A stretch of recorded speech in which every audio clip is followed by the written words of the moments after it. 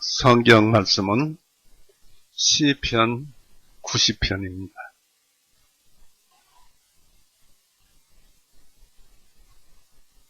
시편 90편 1절에서 10절까지 말씀입니다.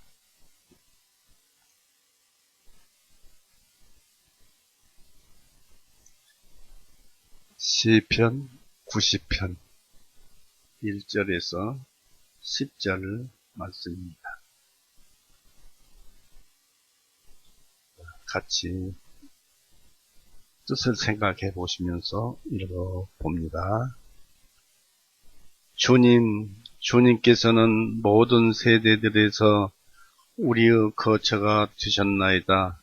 산들이 생기기 전 주님께서 땅과 세상을 조성하시기도 전 곧 영원부터 영원까지 주님은 하나님이시니다. 주님께서 사람을 멸망으로 돌아가게 하시며 말씀하시기를 너희 사람의 자녀들아 돌아가라 하시니 이는 주님의 눈앞에는 천년이 지나간 어제와 같고 밤의 한 경전과 같을 뿐입니다. 주님께서 그들을 홍수처럼 쓸어가시나 그들은 잠자는 것 같고 아침에 자라나는 풀 같나이다. 풀은 아침에 번성하여 자라다가 저녁에는 꺾이고 마르나니 이는 우리가 주님의 분노하심으로 인하여 소멸되며 우리 주님의 진노하심으로 인하여 고난을 받기 때문입니다. 주님께서 우리의 죄악들을 주님 앞에 놓으시며 우리의 은밀한 죄들을 주님의 얼굴의 빛 가운데 놓으셨사오니 이는 우리의 모든 날들이 주님의 진노 가운데 지나가며 우리가 우리의 연수를 보내는 것이 이야기를 듣는 것 같기 때문입니다. 우리의 연수의 날들은 70이요 강건하면 80이라도 그 연수의 힘은 수고와 슬픔이오니 그것이 곧 끊어지면 우리가 멀리 날아가 버리나이다. 같이 기도하시겠습니다. 사랑이 많으신 하나님 아버지, 언제나 우리에게 은혜를 베풀어 주시오니 감사합니다. 또 말씀을 들을 수 있는 기회를 주시오니 감사합니다.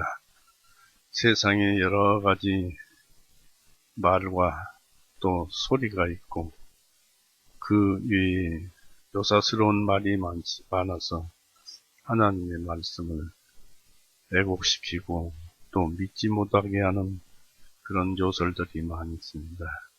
그런 것들로부터 우리 교회 성도님들과 또 타 각 지역교회 성도님들에게도 가르쳐 주시고 깨우쳐 주셔서 오직 성경 말씀만 믿고 살아가게 하여 주시옵소서.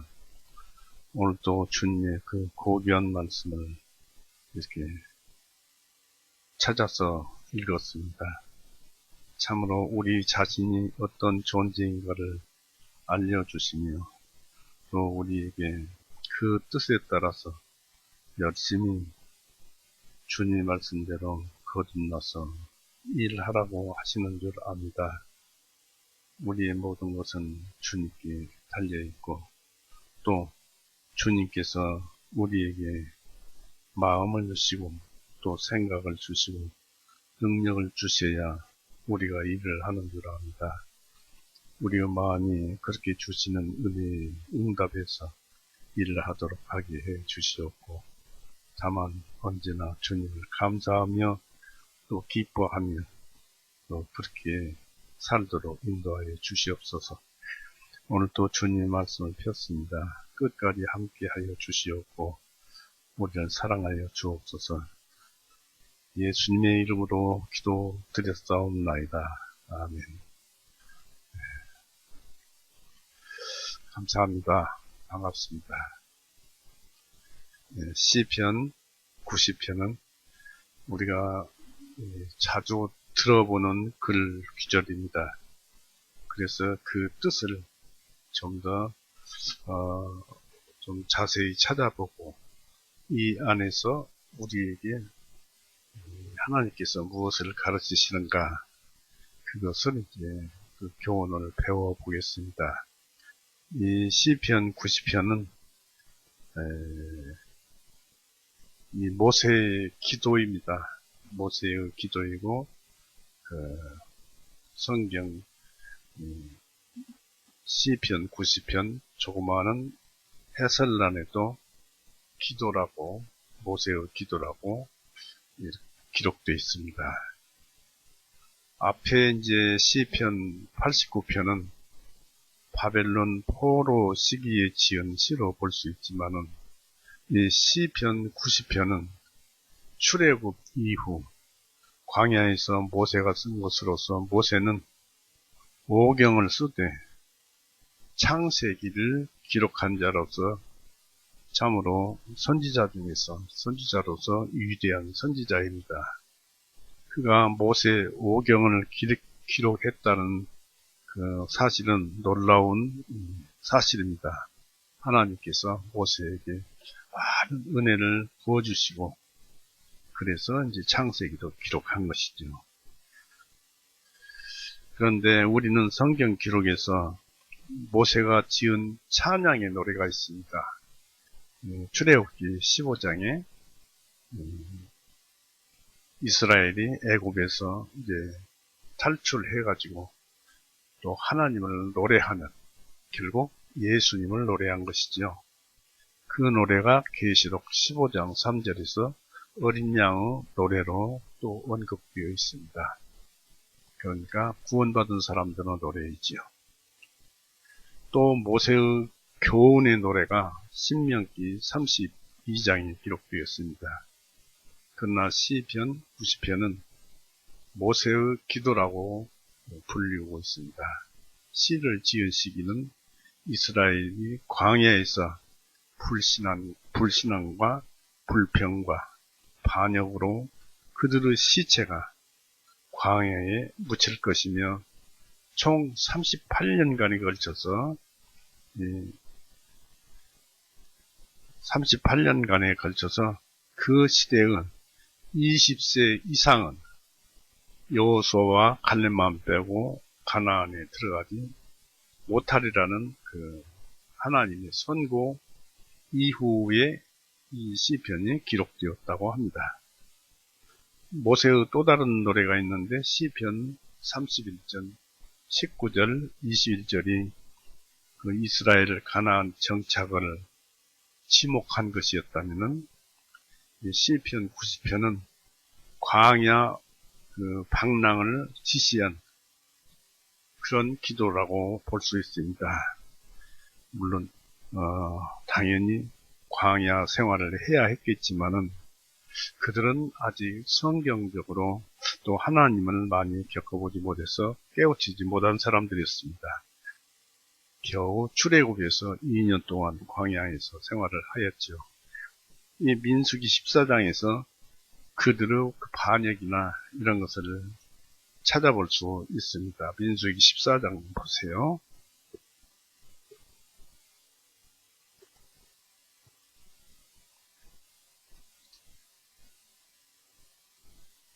민수기 14장은 모세가 가나안을 정복하기 위해서 이스라엘 12지파의 그 각 사람들로 가나안을 정탐하게 하였습니다. 그러나 여호수아와 갈렙만 빼고 나머지 그 10사람은 우리는 그곳을 올라갈 수가 없다, 지배할 수가 없다 라고 하나님 말씀에 감히 반대를 합니다.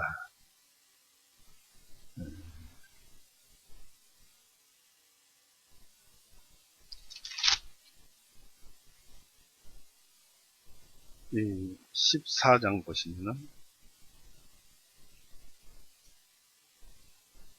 14절 보십시오. 14절에 그들이 그 말을 이 땅의 거민들에게 말하리다. 이에 그들이 당신 주님은 이 백성들 가운데 계시며 대면하여 보시며 주님은 부르니 그들 위에 서 있으며 또 주님께서 낮에는 구름 기둥 가운데서 밤에는 불 기둥 가운데서 그들 앞에 인도하신 것을 들었습니다. 했는데 그런 것을 보면서도 정탐을 하고 나서는 어떤 불평을 했냐면 1절, 2절 보십시오. 이에 모든 회중이 그들의 목소리를 높여 부르짖으며 백성들이 그 밤에 슬피 울더라. 모든 이스라엘의 자손이 모세와 아론에게 거역하여 불평하고 또 모든 회중이 그들에게 말하기를 차라리 우리가 이집트 땅으로 이집트 땅에서 죽었든지 아니면 우리가 이 광야에서 죽었더라면 좋았으리라 했습니다. 그러면서 어찌하여 주님께서 우리를 이 땅으로 데려다가 칼에 쓰러지게 하시며 우리의 아내와 우리의 자손이 약탈당하게 하시는가. 우리가 이집트로 되돌아가는 것이 더 낫지 아니하리야 하고 그들이 서로 말하기를 우리가 한 대장을 세우고 이집트로 돌아가자 하니 그랬습니다. 여기에서 이제 하나님이 그들을 괘씸하게 생각해서 버리려고까지 했습니다. 그러나 모세의 그 중보 기도로 인해서 다시 그들을 따라서 백성을 따라서 움직이시는 하나님 발견할 수 있는데요. 여기서 보면은 그 백성들이 불평하고 하나님을 싫어서 이렇게 안 따라가려고 했던 것인데 그것은 오늘날 우리 그리스도인들이 하나님께서 우리에게 은혜를 베풀어 주심에도 불구하고 하나님의 말씀을 듣지 않는 것과 같은 모형이다라는 것입니다. 왜냐하면 우리가 고생스럽게 살던 고난을 받던 고통을 받던 이 모든 것은 하나님에 의해서 사는 것이기 때문에 그 삶에서 고통이나 고난을 모두 감수하고 아멘 하면서 살아가는 것이 우리의 삶이어야 합니다. 그것이 하나님께서 그렇게 살게 하셨으니까 그런 거예요. 다른 여러 말씀이 있겠습니다만 짠막하게요. 잠언서 16장을 한번 보십시오.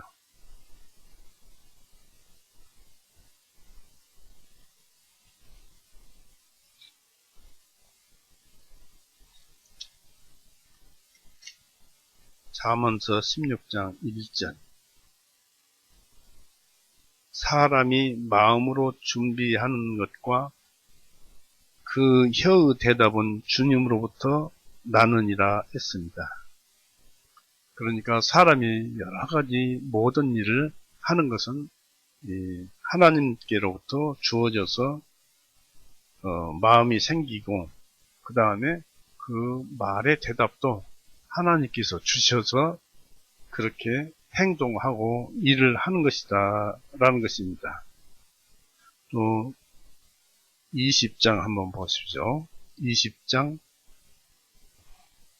24절 보세요. 사람의 걸음은 주님께로부터 비롯되나니 사람이 어찌 자기의 길을 알 수 있겠느냐 했습니다. 그래서 우리의 살아가는 모든 것들이 하나님께로부터 주어져서 살아가고 그러기 때문에 우리가 하나님께 대해서 고난을 받는다고 해서 불평을 할 것이 없어요. 왜냐하면 욥도 죄 없는 사람이었었지만 고난을 받고 그 이후로 더 큰 복을 받아서 더 행복하게 살았습니다.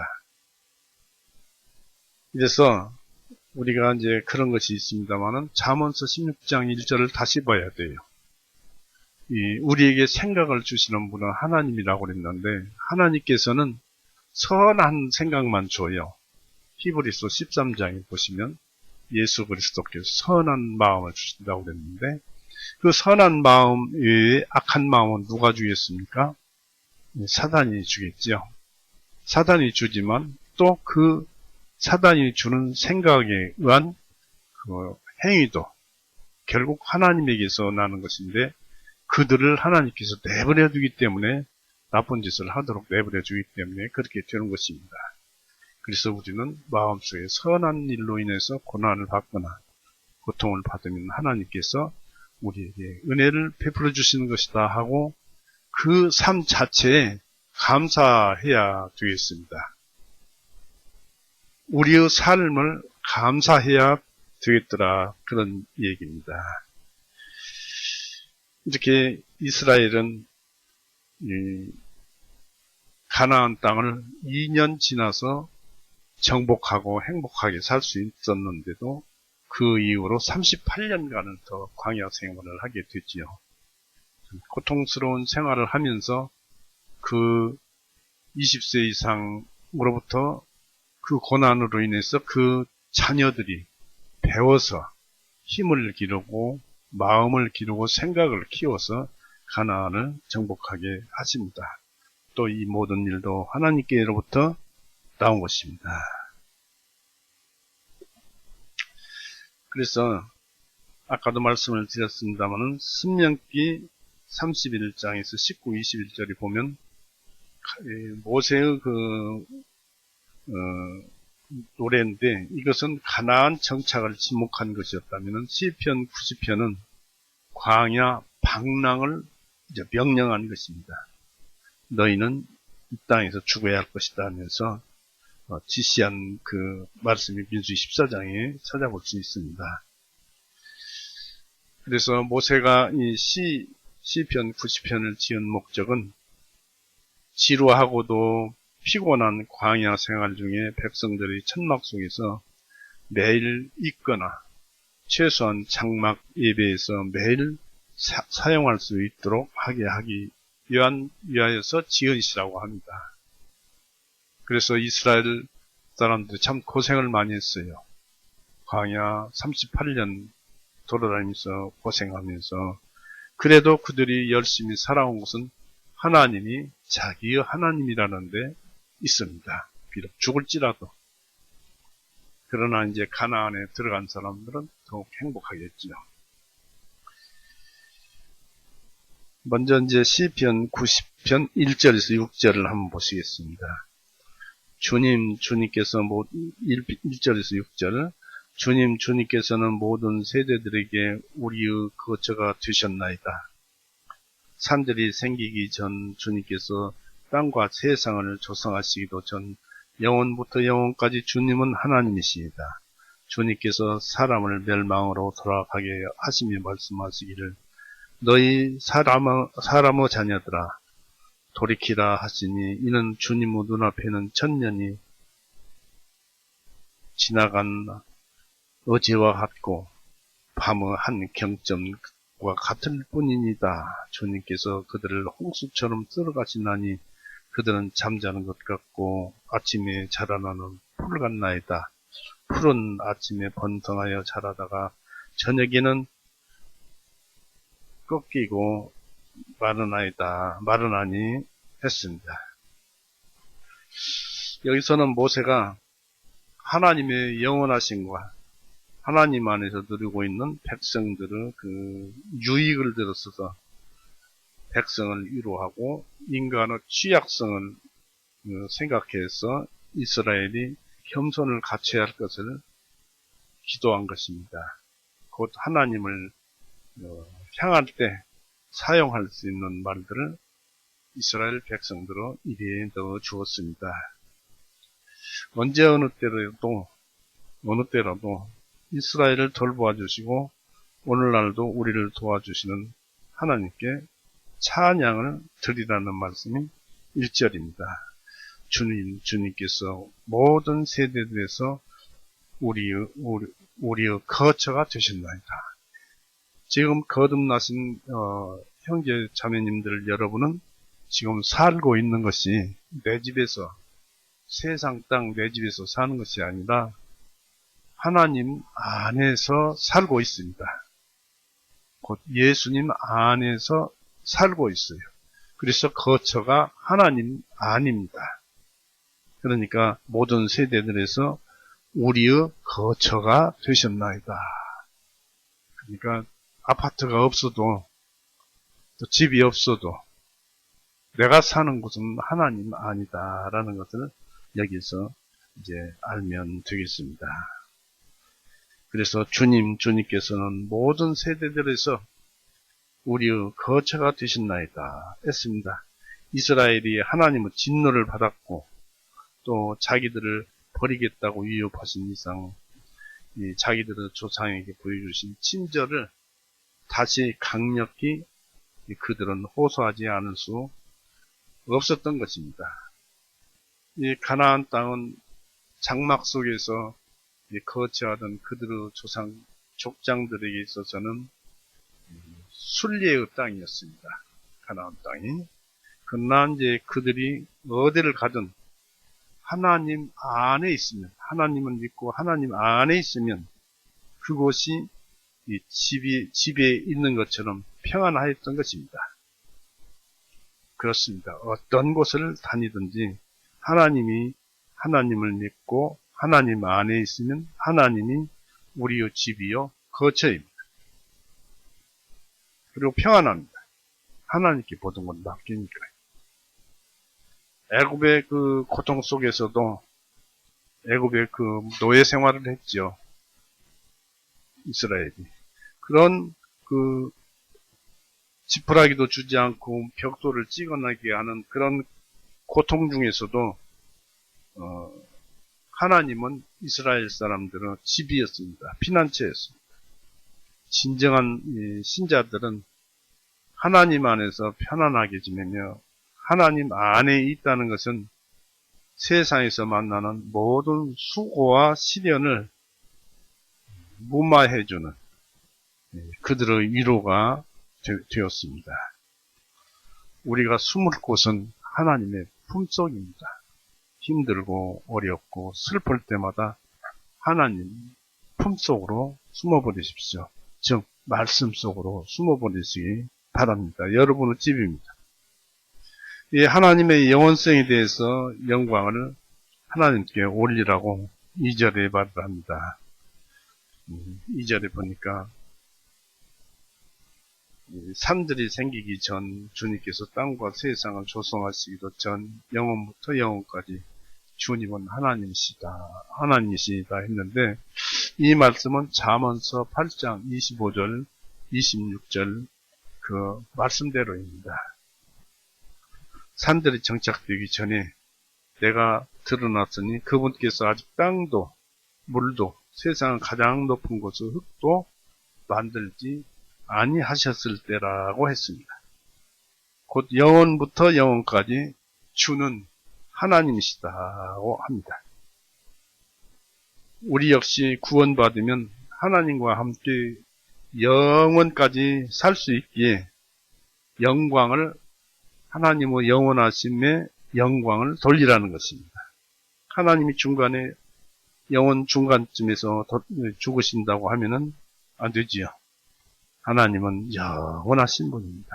그러니까 하나님의 영원하심에 우리는 감사하고 또 거기에 영광을 돌리는 것입니다. 우리의 열매인 믿음의 행위도 하나님의 사랑을 기뻐하는 것도 영원까지입니다. 그러니까 우리가 이 땅에서 하나님의 말씀에 따라서 사랑하고 또 기뻐하고 하는 것들은 이 세상에서 사라져서 없어져 버리는 것이 아니라 그 영적인 것은 우리의 영 안에 담겨져서 영원까지 하는 것입니다. 여러분끼리 서로 사랑하는 것이라든지 또 저를 사랑하는 것이라든지 제가 여러분을 사랑하는 것이라든지 이런 모든 것들이 영원까지 간다는 것입니다. 하나님의 존재는 시작도 끝도 없고 시간도 없고 시간의 계속이나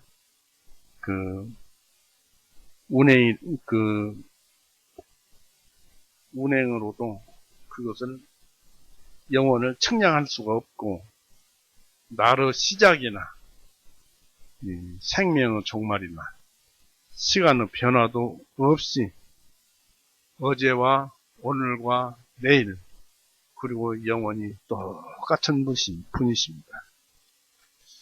야고보서 1장 보세요.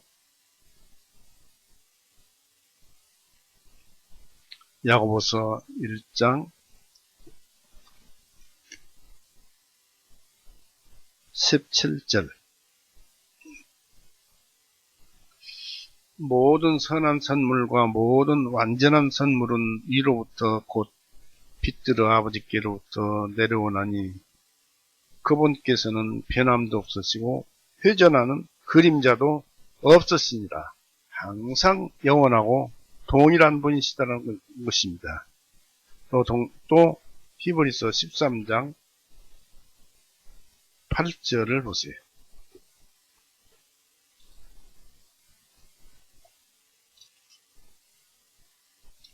13장 8절에 예수 그리스도는 어제나 오늘이나 영원토록 동일하시니라.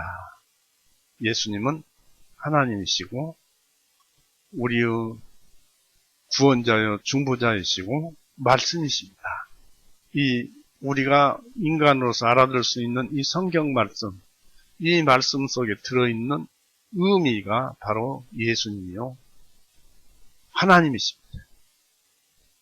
그래서 이 말씀은 영원하다는 것입니다. 어제와 오늘과 내일 그리고 영원히 똑같으신 분이 바로 하나님이십니다. 우리도 이 마음과 성경 의미와 말씀과 이런 것들이 마음속에 담겨져 있다면 이 생각은 영원히 존재되는 것입니다. 또 그걸로써 우리의 형상이 만들어지는 것입니다. 우리 육신은 언젠가는 사면을 해야 하는 존재이지만은 우리는 하나님의 불멸성에서 위로를 얻을 수 있습니다. 영원하신 하나님을 자기 하나님으로 삼는 자들은 하나님이 영원한 또 불멸의 하나님이심을 알게 될 것입니다. 이 인간을 지배하시고 인간을 당신 마음대로 처분하실 수 있는 그 불가항력적인 하나님의 주권을 3절에서 시편 90편 3절에서 인정을 하고 있습니다. 3절을 보세요.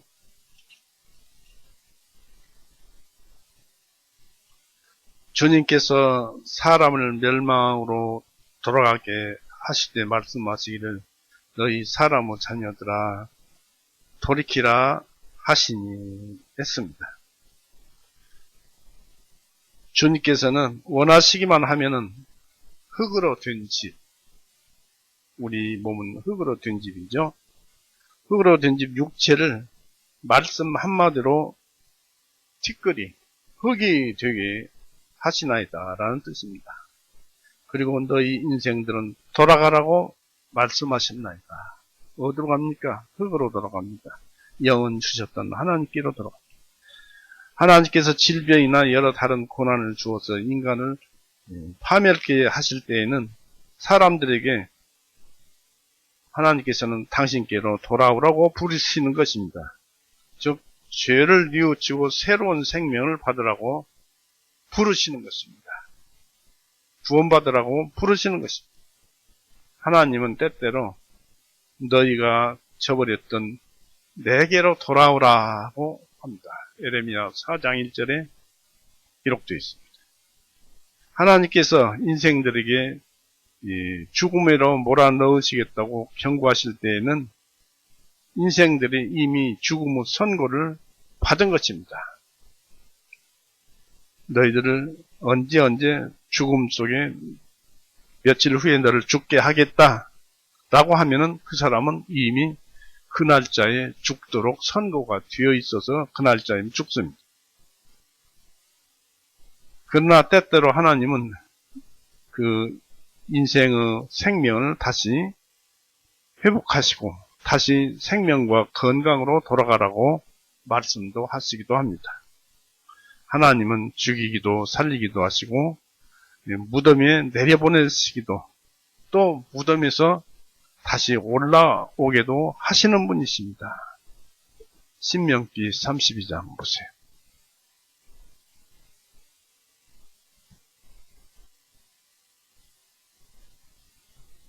신명기 32장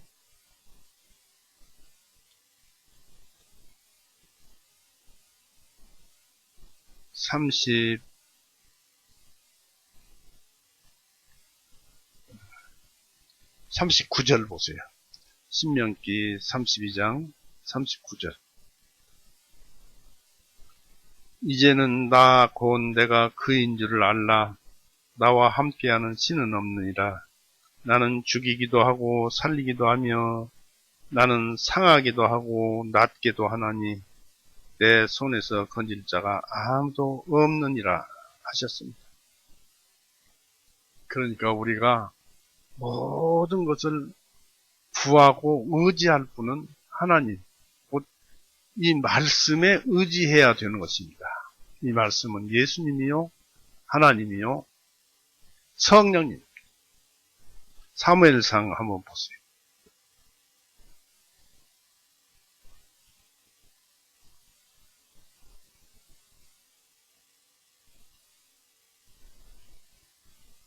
사무엘상 2장 6절.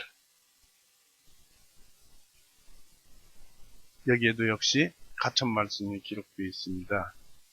2장 6절에 주님께서는 죽이기도 하시며 살리기도 하시고 무덤으로 끌어내리기도 하시며 끌어올리기도 하시는도다.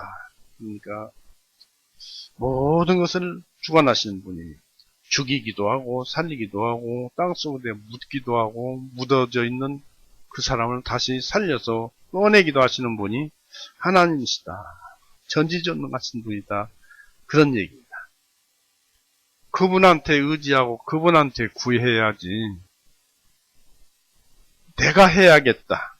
내가 모든 일을 처리하고 내가 완전하게 이루겠다 하는 것은 그 내가 하나님 아니잖아요. 내 육신, 옛사람, 낡은 자가 그런 생각을 하는데 그건 죄지 하나님이 아니잖아요. 그것이 무엇을 하겠습니까? 내 생각이 무슨 일을 하겠습니까? 그래서 결국 실패하고 죄에 속아서 실패하고 울고 불고 또 그렇게 합니다. 하나님만 의지하라는 것입니다. 이 하나님께서 인생을 흙으로 만들어 버린다면 그것은 일반적 옛 선고에 따른 것입니다. 창세기 3장 19절에 너희는 흙이니 흙으로 돌아가라 한 말씀이 있었죠. 다른 것입니다. 누구나 돌아오라. 너희 처음 원리로 돌아오라. 애초의 모습대로 몸은 흙으로 돌아가라 하십니다. 창세기 3장 19절에 그리고 영은 그것을 주셨던 하나님께로 돌아가라고 하십니다. 전도서 12장 7절에 영은 주셨던 하늘로 돌아가고 그렇게 기록되어 있습니다. 인생을 흙으로 돌아가게 하시지만은 마지막 심판 때, 백보자 심판 때, 하얀 보좌 위에서 심판을 하실 때 너희 인생들아 돌아오라고 말씀하실 것입니다. 그때 너희가 나를 부르라. 그러면 내가 응답하리라고 얘기를 합니다. 백보자 심판 때 하나님을 부르라는 것입니다. 욥기 14장을 보십시오. 욥기 14장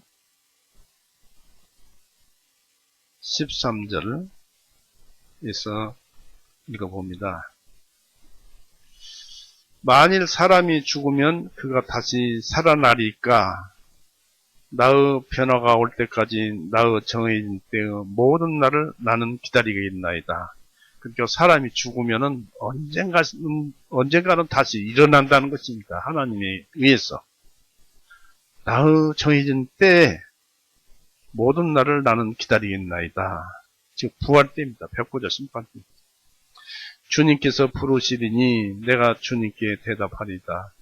주님께서는 주님의 손으로 지으신 것에 소망을 가지시리다. 14절부터 읽었네요. 13절을 한번 읽어볼까요? 오 주님께서는 나를 무덤에 감추시고 주님의 진노가 지나갈 때까지 나를 숨기시며 정해진 시간을 내게 정하시고 나를 기억하옵소서. 만일 사람이 죽으면 그가 다시 살아나리까 나의 변화가 올 때까지 나의 정해진 때의 모든 날을 나는 기다리겠나이다. 주님께서 부르시니 내가 주님께 대답하리이다. 주님께서는 주님의 손으로 지으신 것에 소망을 가지시리다 했습니다. 이처럼 백부자 심판 때에는 하나님께서 다시 영을 보내셔가지고 육신에 결합시켜서 다시 살리십니다. 그런데 현재 이 썩 없어질 육신이 아니고 저 천국에 가서 살 수 있는 영적인 육신에 그 영을 결합시켜서 살리시는 것입니다. 여기도 변화가 나와 있습니다. 변화 올 때까지 정해진 때에 그렇습니다. 이렇게 해서 분명히 하나님께서는 살리시기도 하고 죽이시기도 한다는 것을 우리가 알 수 있습니다. 그때 우리는 하나님을 노래할 것이고, 베드로는 이렇게 얘기했습니다. 천국을 얘기할 때 가히 우리가 말로 다 할 수 없는 것이다. 표현할 길이 없다는 얘기입니다. 천국이 어떻게 좋았던지 표현할 수가 길이 없다, 그런 식으로 기록해 놨습니다. 그리고 이제 시편 90편의 4절에는 하나님과 그 인간 사이의 불균형을 모세는 시인하고 있습니다. 4절에 이는 주님의 눈앞에는 천년이 지나간 어제와 같고 밤의 한 경점과 같을 뿐이니이다 했습니다. 주님의 눈앞에는, 하나님의 눈앞에는 이 세상 시간의 천년이 지나간 어제와 같고 밤의 한 경점과 같을 뿐이다 했습니다. 우리 인류 조상들, 그 중에서 아담은, 처음 조상인 아담은 930세, 또 무두셀라는 969년을 살았습니다. 1000년을 조금 채우지 못했어요. 모세도 그 사실을 잘 알고 있었고, 그래서 회상에 내서 책에다 기록해 낸 것이죠. 기록해 놓은 거예요. 그러나 그들의 장수는 하나님의 그 영원한 생명에 비한다면 아무것도 아니다 이것입니다. 우리에게 있어서는 천년이 긴 기간입니다. 우리는 그렇게 살 것을 기대하지도 않고, 만일 천년을 살 수 있다 해도 우리는 그동안의 일을 기억하고 있을 수도 없습니다. 천년이라는 세월도 하나님 보시기에는 인간의 표현으로 어제와 같다고 했습니다. 하루같이 느껴질 뿐입니다. 오히려 그 세월은 밤의 한 경점 같을 뿐이다 했습니다. 이 경점은 저녁에 우리나라 조선시대에는 저녁부터 새벽까지 5경으로 나눴어요. 그래서 그 1경간의 시간이 2시간인데, 또 그 안에 5점을 두었습니다. 그러니까 2시간에 5점을 두었는데, 그 한 점의 시간은 24분이 됩니다. 그래서 2시간마다 한 번씩 북을 두드리고 24분마다 한 번씩 징을 쳤다고 합니다. 이 성경의 표현은 한 획, 곧 북을 두드리는 경점에 불과한 것이다. 징치는 그 한순간이 천년의 우리 사람 표현으로 천년이나 마찬가지다. 그런 뜻입니다. 징 한번 땡 하고 치는 시간이, 북 한번 두드리는 그 시간이 천년이나 마찬가지다. 하나님에게는 그렇다는 얘기입니다. 그래서 1천년이라는 기간도 하나님의 영혼에 비하면 하나의 순간도 안 됩니다. 과거이든지 미래든지 1000년 동안의 모든 사건은 바로 어제 있었던 일, 아니 한순간에 있었던 일처럼 영원한 정신의 소유자, 곧 하나님, 영원한 정신의 소유자에게는 늘 새 것입니다. 새롭습니다. 하나님은 마지막 심판날에 너희 죽은 자여 일어나라고 말씀하실 것입니다. 그러나 아직도 그 백부자 심판 때는 곧 다가오지만은 실현되지 못했습니다. 그래서 그 실현되지 못했다 해서 부활에 대해서 어떤 이유가 있을지도 모를 일이다라고 생각하는 사람도 있습니다. 그래서 이유를 제기하는 사람도 있죠. 부활이 지나갔다는 사람도 있고 그럽니다. 그러나 하나님 보시기에는 몇 천만 년이 하루 같으므로 그것 때문에 우리는 머리 아파할 것이 없습니다. 천년이 한경점인데 수천 년, 수만 년이 지나간들은 그것이 하루 같을 것인데 우리 인간으로서는 그냥 죽어서 하나님께서 부르실 때까지 편안하게 기다리면 됩니다. 그리고 영적으로 우리가 편안을 누릴 수 있는 아브라함 품에서 쉬는 것처럼 낙원에서 쉬는 그런 시간이 있으니까 괴로워할 것도 없고 지루해할 것도 없습니다. 그저 천국은 좋은 곳입니다. 히브리서 10장 37절 보세요.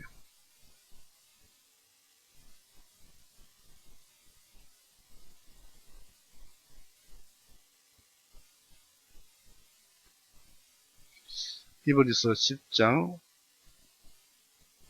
37절. 이는 조금만 더 있으면 오시리니 지체하지 아니하시기 때문이라 했습니다. 조금만 더 있으면 백부자 심판이 온다 이것입니다. 그러니까 그냥 죽는 것에 대해서 오래 잠들 것이다 라고 생각하지 말라 그런 얘기입니다. 또 베드로후서 3장 보세요.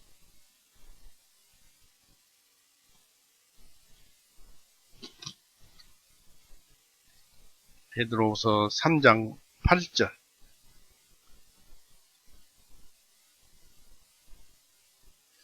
그러나 사랑하는 자들아 주님께서는 하루가 천년 같고 천년이 하루 같은 이 한 가지 사실에 대하여 무지한 자가 되지 말라 했습니다. 잠깐이다는 얘기입니다. 오실 분은 분명히 오십니다. 영혼 속에다 어찌 이 세상의 시간을 비교하겠습니까?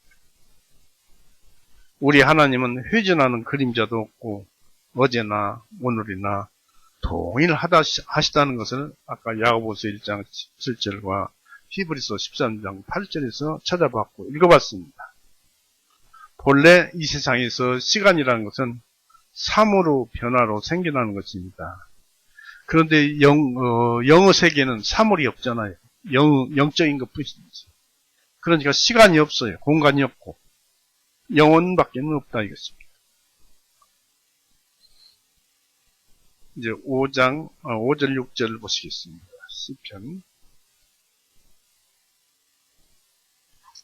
시편 90편 5절 6절.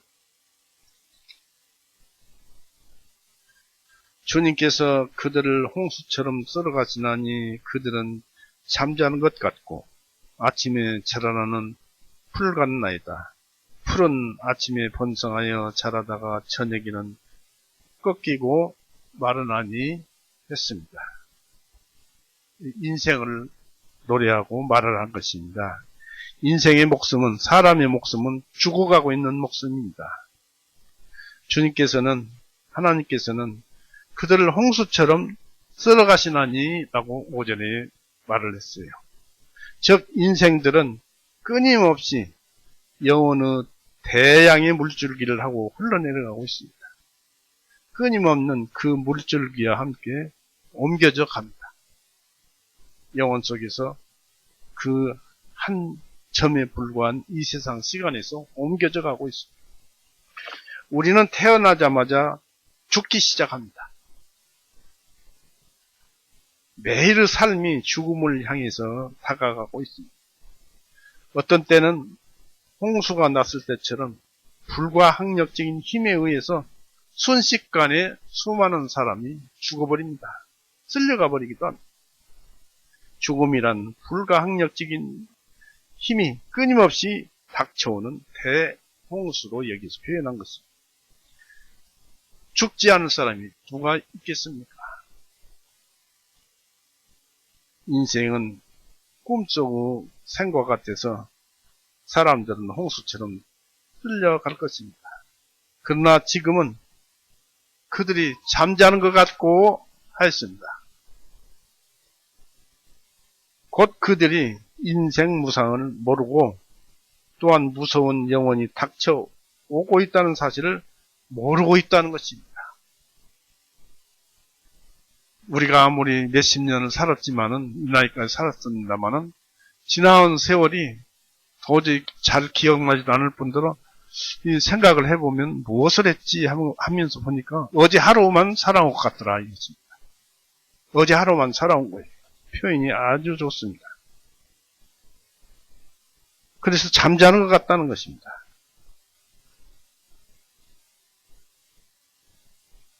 인생무상이라고 알죠? 인생은 어떤 형체가 없어요. 상이 없어요. 어제 속에 나 있습니까? 그제 속에 내가 살고 있습니까? 그러면 한 달 전에 내가 있습니까? 없어요. 아무것도 없잖아요. 지금 이 순간만 내가 있잖아요. 그걸 인생무상이라고 합니다. 지나간 날은 없어요. 그래서 사람들은 인생무상을 모르고 또 무서운 영혼이 닥쳐온다는 것. 곧 내가 죽어서 그 다음에 백보자 심판이 다가온다는 것을, 사실 그런 것을 모르고 있다는 것입니다. 한 번 죽는 것은 사람에게 정한 것이요, 그 후에는 심판이 따르리니. 누구든지 세상 사람들이 일을 해놓고 보면, 이거 일을 잘했다, 이거 잘못했다, 이것은 좀 고쳐야 되겠다, 이런 식으로 그 일에 평가를 합니다. 하나님도 사람을 어떻게 살았는가 봐서 잘 살았다, 못 살았다, 이 사람은 지옥 갈 사람이다, 천국 갈 사람이다 라고 판단을 한다, 이것입니다. 그런데 사람들은 그런 사실도 모르고 있다, 이것입니다. 그러면서 자는 사람처럼, 그냥 평안하게 자는 사람처럼 그 사람들은 이 생에서 자신에게 중대한 것을 약속합니다. 나는 이 세상에서 뭣도 하고 내가 할 거야 라고 약속을 해요. 자기 자신에게. 그게 무엇입니까? 자기 자신이 하나님이십니까? 하나님 아니잖아요. 헛것에다 헛것을 약속하는 것이요. 그런데 나는 생각할 때 내가 해야지 했지만은 이루어질 수 없는 것을 하는 것이고, 참 나는 그것을 알고 하나님께 기도하고 찾지만은 참 나가 아닌 낡은 자아는 그렇게 판단을 합니다. 그런데 거듭났으면서도 참 나가 그런 생각에 속아서 실수하고 맙니다. 그러다가 약속을 하지만 그러다가 마침내 죽음이 그들의 잠을 깨우면 그들의 쾌락은 비로소 끝이 납니다. 세월의 흐름은 인간들에게 실감을 주지 못합니다. 하루가 갔고 이틀이 갔고 해서 남 늙어갔는데 내가 늙었는가? 세월이 갔는가? 아무것도 모르잖아요. 실감을 주지 못합니다. 자기의 세월이 다 지나간 다음에야 꿈처럼 인생이 허무하다는 것을 비로소 그때 가서 합니다. 그리고는 끝입니다. 죽어버립니다. 아침에 피었다가 저녁에 지는 식물처럼 잠시 동안 영혼을 스치는 생명입니다. 죽음이란 조만간 우리를 바꿔놓을 것입니다. 아마 순식간에 올 것입니다. 그런데 사람들은 영원을 살 것처럼, 내가 죽지 않을 것처럼, 오래 살 것처럼 이것도 저것도 계획하면서 사는 것입니다. 그러나 우리의 죽음은 순식간에 오는 것입니다. 죽음이 우리에게 가져다 주는 그 변화는 정말로 엄청난 것입니다. 최절정에 달했을 때라도 풀과 같습니다. 곧 풀은 천하고 상하기 쉽고 노년이란 겨울이 오면은 인생은 곧 시들어버립니다. 그러나 풀이 한여름에도 상할 수가 있듯이 사람 인생도 때로는 질병이나 재난으로 해서 속절없이 쓰러질 수 있습니다. 이게 인생입니다. 그래서 모든 육체는 풀과 같다고 합니다. 그리고 그 사라짐이 안개처럼 사라진다고 했습니다. 야고보서 1장 4절을 보세요. 너희 생명이 무엇이냐?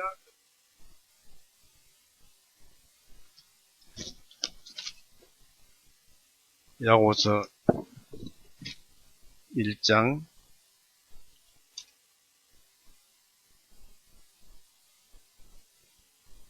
4장입니다. 야고보서 4장 야고보서 4장 14절.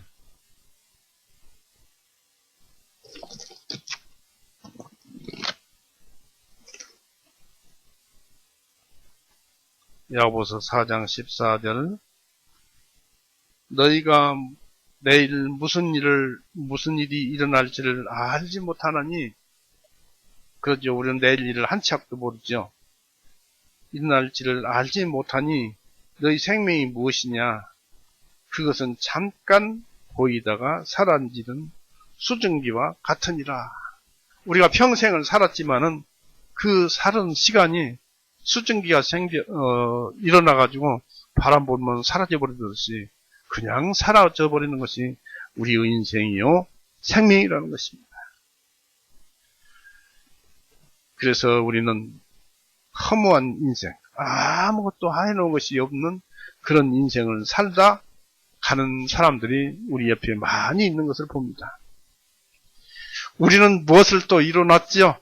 그래도 아무리 이렇게 험없이 속절없이 사라지는 사람보다는 우리 가슴속에 무엇이 있어요? 영혼을 가지고 있습니다. 죽어도 죽는 것이 아니에요. 시편 90편 7절에서부터 또 10절까지 한번 봅니다. 이는 우리의 주님의 분노하심으로 인하여 소멸되며 우리 주님의 진노하심으로 인하여 고난을 받기 때문이다. 주님께서 우리의 죄악들을 주님 앞에 놓으시며 우리의 은밀한 죄들을 주님의 얼굴의 빛 가운데 놓으셨사오니, 이는 우리의 모든 날들이 주님의 진노 가운데 지나가며 우리가 우리의 연수를 보내는 것이 이야기를 듣는 것 같기 때문이다. 우리의 연수 날들이 70이요 강건하면 80이라도 그 연수의 힘은 수고와 슬픔이오니 그것이 곧 끊어지면 우리가 멀리 날아가 버린나이다 했습니다. 날아가도 잘 날아가야 돼요. 천국으로 날아가야지 지옥으로 날아가면 안 됩니다. 이 앞에서 모세는 허무한 인생의 모습을 일반적으로 말을 했는데, 인생은 잠자는 것 같다고 오전에 기록했지요. 풀과 같다고도 오전에 기록되어 있습니다. 그러나 7절에서 11절에서는 이스라엘 백성을 가르치고 있는데, 그것은 특별한 그 의미에서 선고받은, 너는 이스라엘 광야에서 다 죽으리라는 그 선고받은 그들 죽음의 정당성은 그 모세가 기도 가운데서 하나님으로부터 받아서 가르쳐주고 있는데, 그 정당성은 무엇이냐? 너희 죄 때문이라고 그랬습니다. 죄 때문에 죽는다라는 것입니다. 그러므로 하나님께 지은 죄를 하나님 앞에 고백하라는 것입니다. 그들은 우리 거듭난 구원받은 사람들도 죄를 지으면 하나님 앞에 고백을 해야 합니다. 내가 구원받고도 이런 죄를 지었습니다. 그 죄를 짓지 않게 해주시옵소서.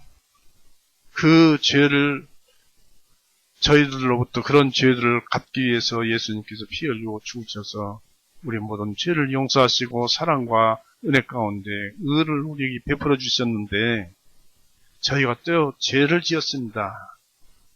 송구합니다. 잘못했습니다.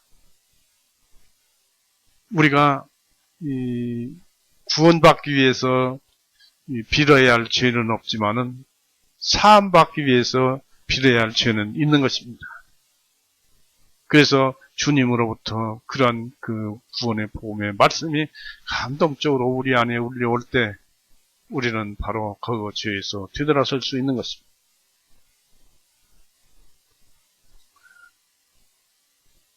그래서 하나님 앞에 죄를 지으면 고백하라는 것입니다.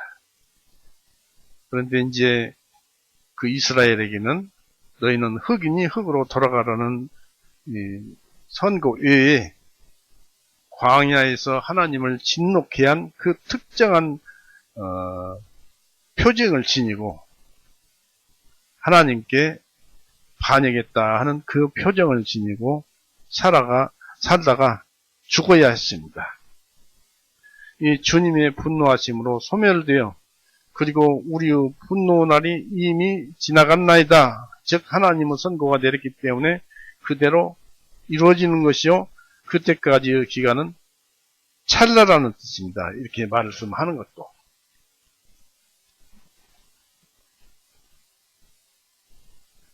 그들이 광야 40년, 38년 동안 거기에서 쓰러지지만 그 죽음도 찰나이고 그들은 그런 고통 속에서 지루한 생활을 했겠지만은 그들에게도 소망이 있었어요.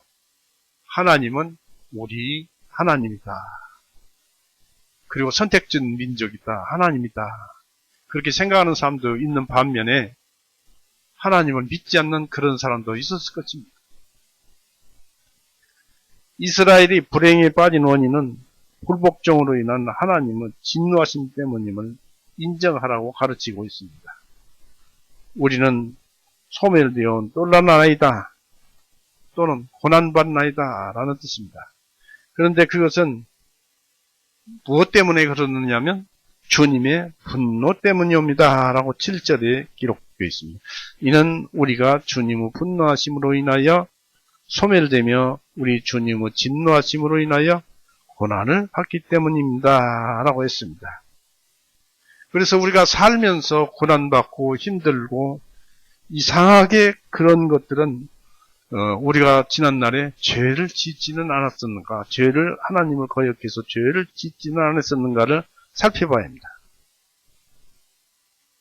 우리의 모든 날들이 주님의 분노 가운데 다 지나갔나이다. 그것은 우리가 우리의 연수를 보내는 것이 이야기를 듣는 것 같기 때문이다 하고 9절에 기록되어 있습니다. 때로 성도들의 환난은 단순히 하나님의 사랑 때문에 오는 수도 있습니다.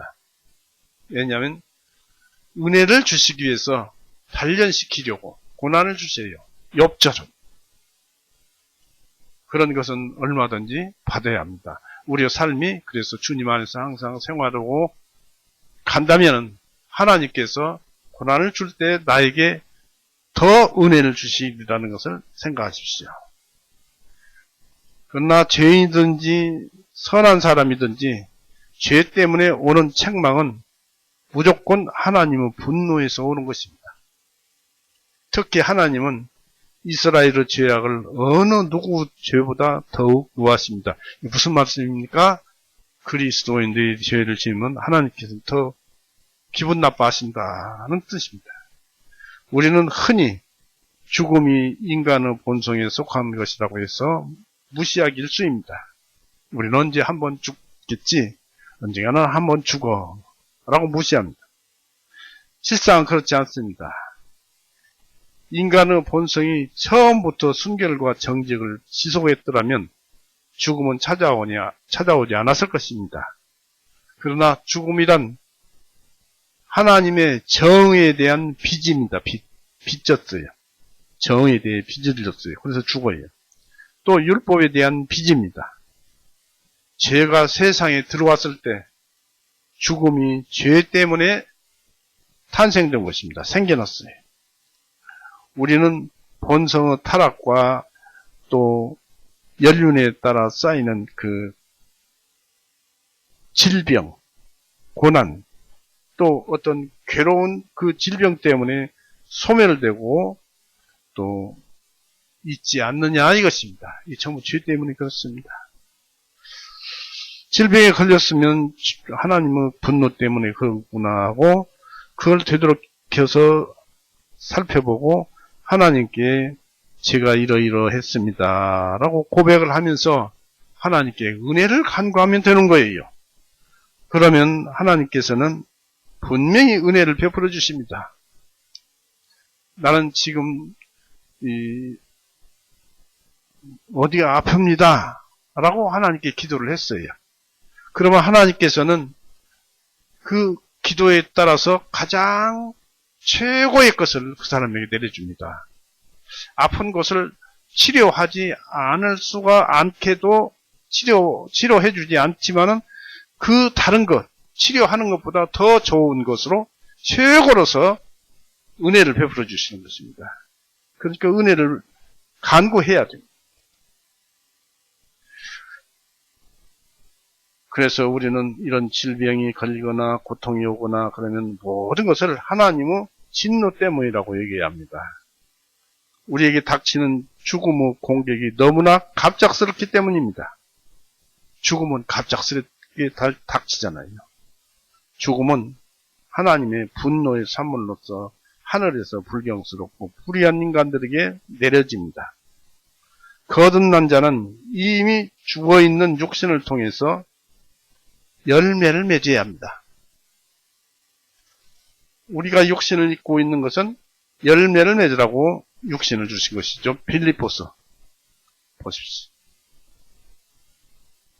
빌립보서 1장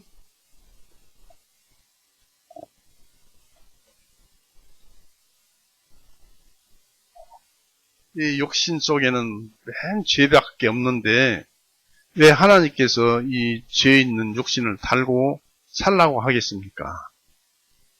왜 육신은 죄만 지어요. 죄의 공장이에요. 그런데 왜 육신 속에 살라고 그랬을까요? 육신을 이기고 승리하는 신앙, 승리하는 삶을 살라는 것입니다. 빌립보서 1장 21절. 이는 내게는 사는 것이 그리스도시요 죽는 것이 유익이기 때문이다. 그러나 만일 내가 육신 안에 사는 이것이 내 수고의 열매이니 무엇을 선택해야 할지 나는 아직 알지 못하노라. 이는 내가 그 둘 사이에 끼어 있기 때문이니 내가 원하는 것은 떠나서 그리스도와 함께 있는 것이 훨씬 더 좋으나, 그러니까 내 역시는 죄를 안 지을래야 안 지을 수가 없고 죄를 짓더라. 그러니까 이 세상을 떠나서 주님과 함께 천국에서 있는 것이 좋은데, 그래도 24절, 그럼에도 불구하고 육신 안에 사는 것이 너희를 위하여 더 필요하니라. 바울이 그랬어요.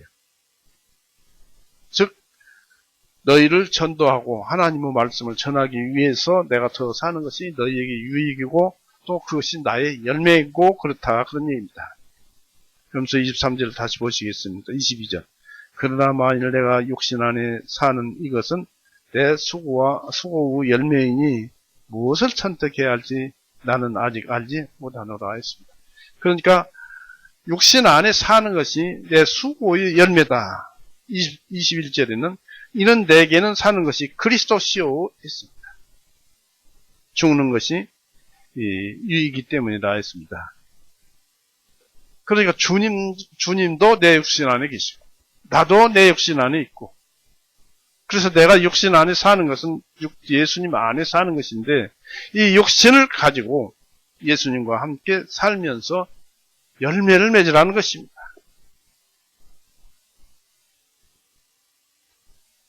예수님의 은혜로 죽어야 할 육신이 죽음이 유예된 그래서 육신의 죽음이 유예됐어요. 우리가 지금 구원받고 바로 천국으로 갔으면 좋겠지만은, 죽어야 할 육신이 예수님 은혜로 계속 살고 있잖아요. 그러니까 죽음이 유예됐어요. 아직 죽음을 좀 뒤로 물렸다 이것입니다. 그래서 육신을 소중히 여겨서 천국 열매를 맺기 위함입니다. 그래서 우리 육신도 잘 가꾸고 입히고 먹이고 재우고, 그래서 죄 많은 육신이지만 죄 많은 육신을 잘 입히고 먹이고 재우라는 것입니다. 왜냐하면 육신도 하나님께서 만들어 주신 것이기 때문에 깨끗한 거 선한 것인데 죄가 육신을 장하게 해서 그런 거예요. 그래서 그 죄를 이겨내고 육신을 활용을 하라는 것입니다. 기왕에 죽을 육신 예수님을 위해서 일을 시키라는 것입니다. 육신을 그래서 소중히 여기되 세상의 3대 욕망, 곧 육신의 정욕, 안목의 정욕, 이생의 자랑, 이 세 가지 욕망을 이기고서 육신을 하나님 말씀 따라서 사랑을 하고, 믿음, 소망, 사랑, 그중에 제일은 사랑이라고 그랬는데, 이웃 간에 사랑을 하고 도와주고 은혜를 베푸는 그 열매, 그리스도 향기를 나타내는 그런 일을 하라는 것입니다.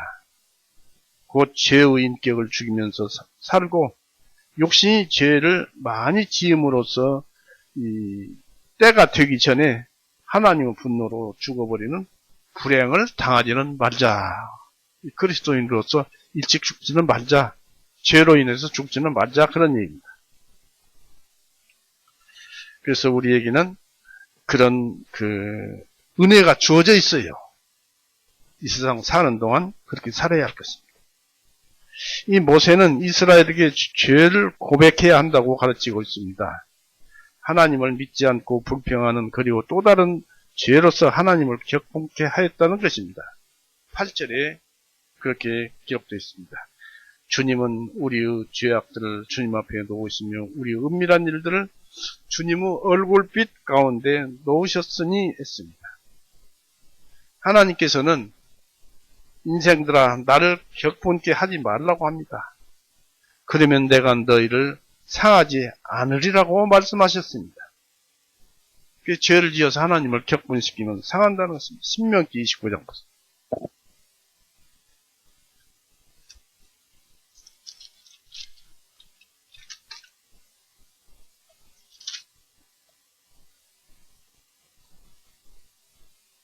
신명기 29장 20절.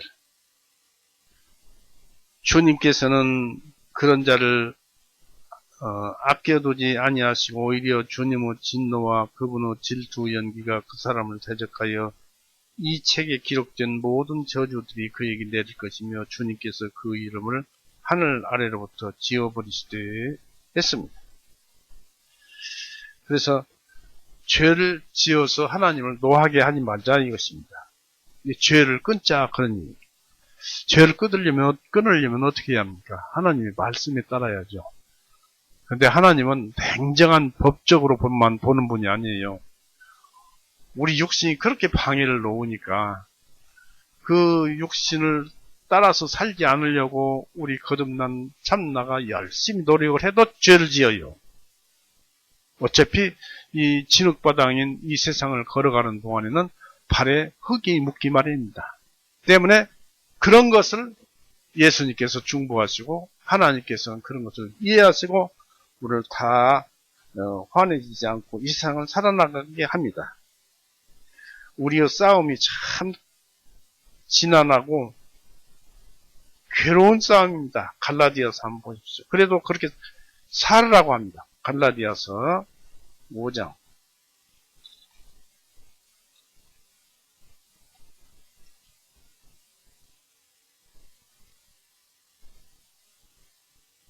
갈라디아서 5장 15절.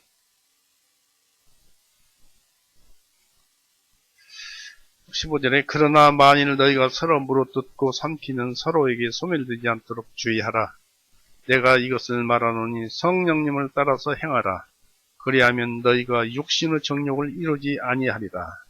이는 육신은 성령님을 거슬러 욕심을 부리고 성령님은 육신을 거스르기 때문이니 이 둘이 서로 대적함으로 너희가 하려는 것을 하지 못하게 하려 함이니라.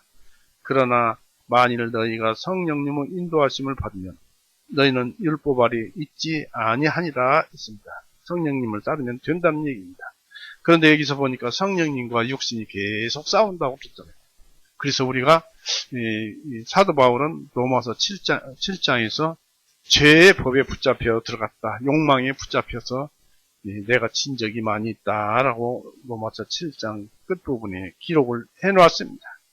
이렇게 우리의 싸움은 육신과의 싸움이에요. 욕망과의 싸움이에요. 그것이 우리의 열매다 그런 얘기입니다. 왜냐하면 이것이 천국에서 우리의 열매요. 천국에서 우리가 노래할 것이기 때문입니다. 누구 힘으로 싸웠습니까? 예수님의 힘으로 싸웠어요. 예수님께서 죄를 용서해 주신 그 은혜로 싸웠기 때문에 그것으로서 천국에서 또 노래하는 것입니다.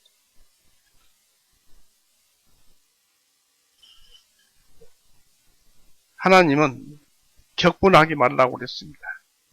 격분하는 것이야말로 이 죄를 짓는 것이고 그것이야말로 이 천국에서 노래할 것을 잃어버리는 것이죠. 그러나 이스라엘 사람들은 하나님을 격분케 했으므로 이렇게 무거운 선고가 내렸어도 이스라엘은 하나님께 이런저런 형벌을 주어도 아멘 하고 시인을 해야 했습니다. 너희는 38년 동안, 40년 동안 광야에서 죽어야 하는데 그렇게 죽어야 한다라고 하는 것에 대해서 이스라엘 그때 당시 20세 이상은 아멘 하고 받아들여야 했던 것입니다. 이스라엘은 공공연히 하나님을 경멸하고 도전하였기 때문에 이 민수기 14장 9절 보십시오.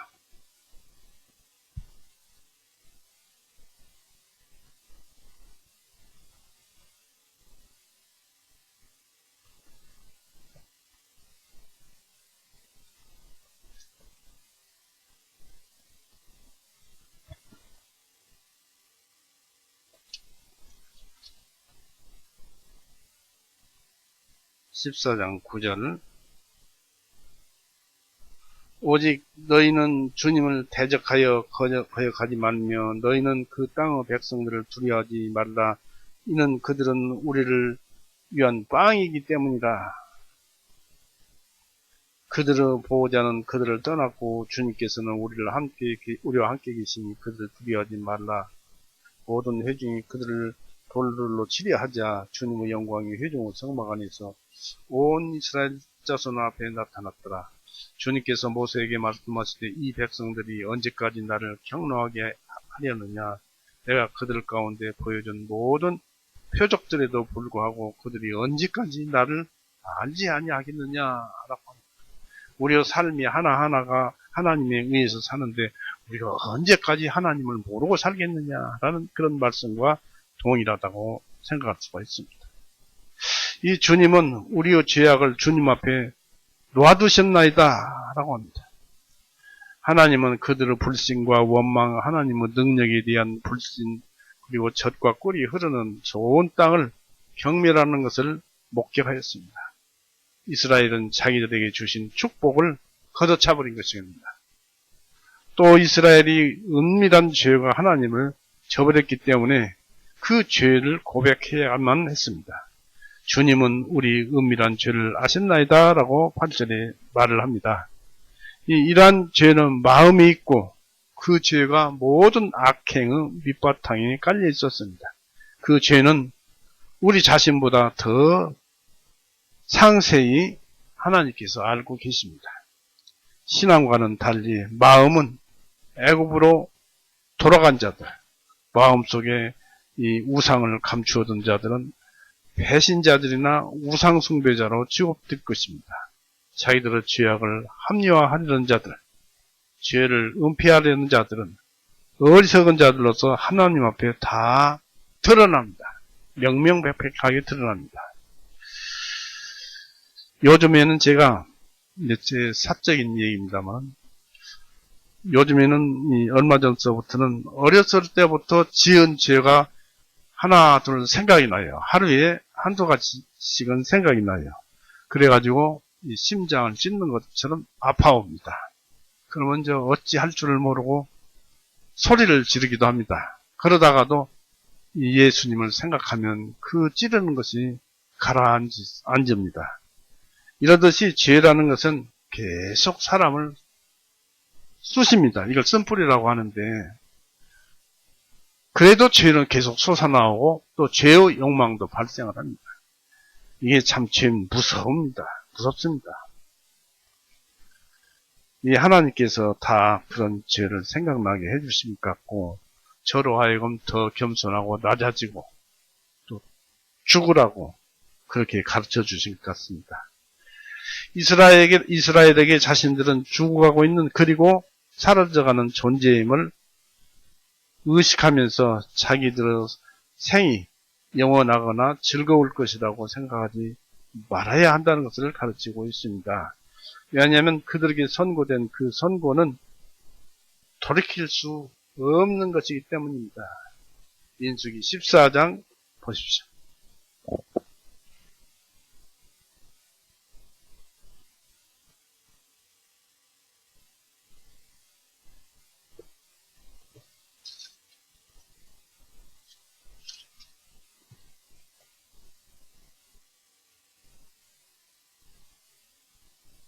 민수기 14장 32절 33절 보세요. 그러나 너희로 말하면 너희 시체들은 이 광야에서 쓰러지리니, 아직 죽지도 않았잖아요. 그런데 시체들이라고 부릅니다. 그러나 너희로 말하면 너희 시체들은 이 광야에서 쓰러지리니, 너희 자손은 너희 시체들이 광야에서 소멸되기까지 광야에서 40년을 방황하며 너희의 음행들을 담당하리라 했습니다.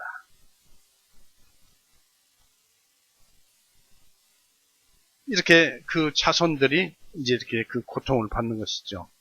자손들이 고통을 받으면서 연단되어서 가나안을 정복하는 그런 백성이 되었습니다만은, 한번 선고가 시현된 곳은 시체라고 말을 했듯이 이미 죽어 있는 자, 우리의 모든 날들이 주님의 진노 가운데 지나가면서 우리가 우리의 연수를 보내는 것이 이야기를 듣는 것과 같기 때문이라고 하였습니다. 9절 보세요.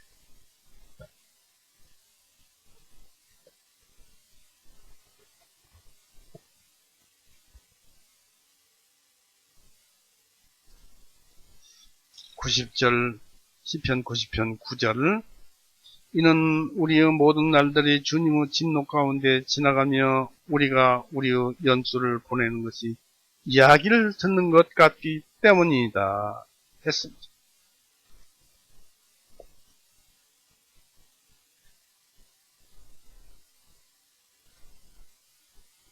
이 말씀 속에서 이야기를 듣는 것 같기 때문이다라고 했습니다.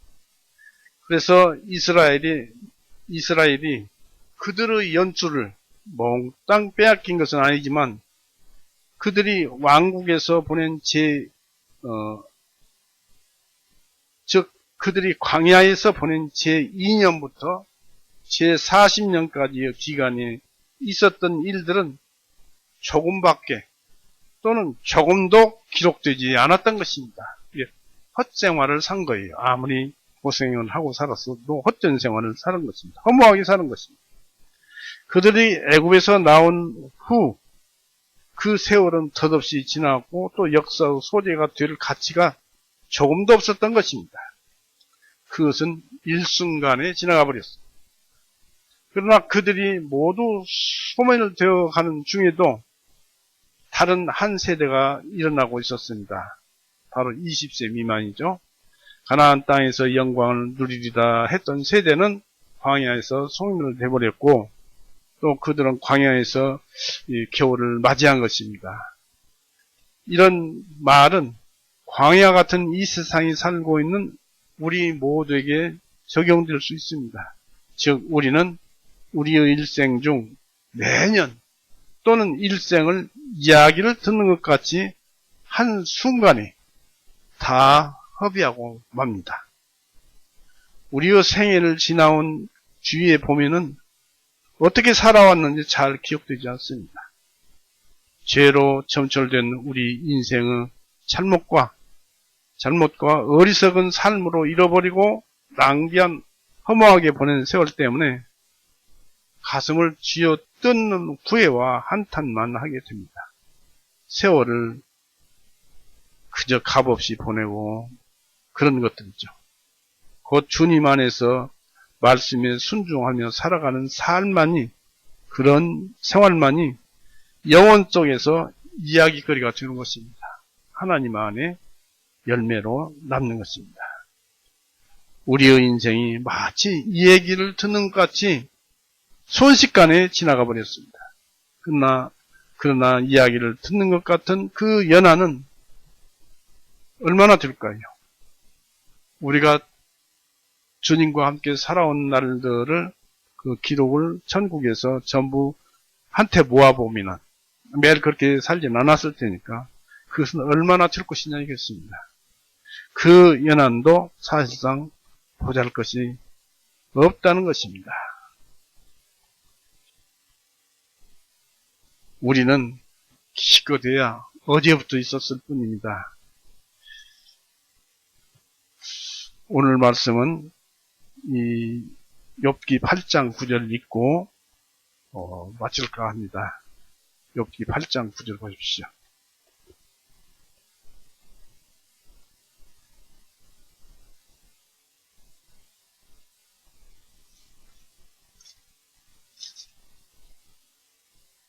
(8장 9절)